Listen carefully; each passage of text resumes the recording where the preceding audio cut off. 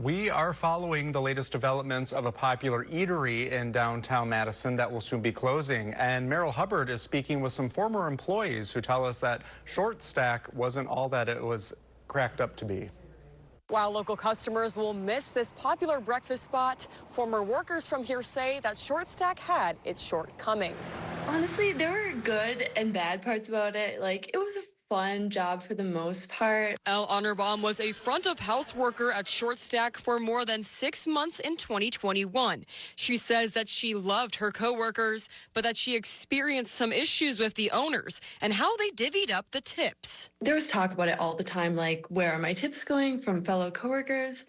And it just seemed like it was a really hard thing to pinpoint, if or when it was happening, because we weren't really told about it. But sometimes their paycheck would just be a lot lower. At Short Stack, tips are divided among all staff from one jar. Honorbaum doesn't remember losing tips of her own, but she does remember it being a topic of conversation among her coworkers. So we thought that was weird, but we didn't really know what to do about it. Workers sometimes received emails like this one from management, where it outlines updates in operations and states, quote, "Please read and respond to this email within 3 days or lose cash tips." I would argue that disciplining an employee by removing the tips they make in a day is not legitimate discipline, and is not something that should be allowed under the Wage Payment and Collection Act. Alexia Kulwick is a UW-Madison law professor in the Department of Labor Education. So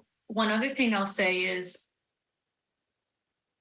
there's a lot of stuff in employer handbooks that are unlawful. The co-owner of Short Stack, Alex Lindenmeyer, texted me a list of its tipping policy. Number 3 on that list states, quote, "If tips are lost due to tardiness, for example, that tip money is put back into the shared tip pool and redistributed to all other employees." Only Professor Kulwick says that taking tips is unlawful. You have to pay them. You can't just deduct money as punishment for something. So I have a real problem with that policy.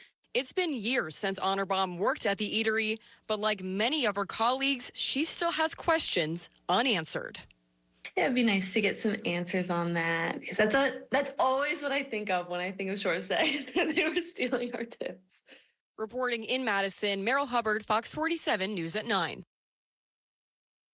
If this story resonates with you, you can visit Worker Justice Wisconsin, which is a nonprofit that helps workers understand their rights and find solutions outside of taking legal action.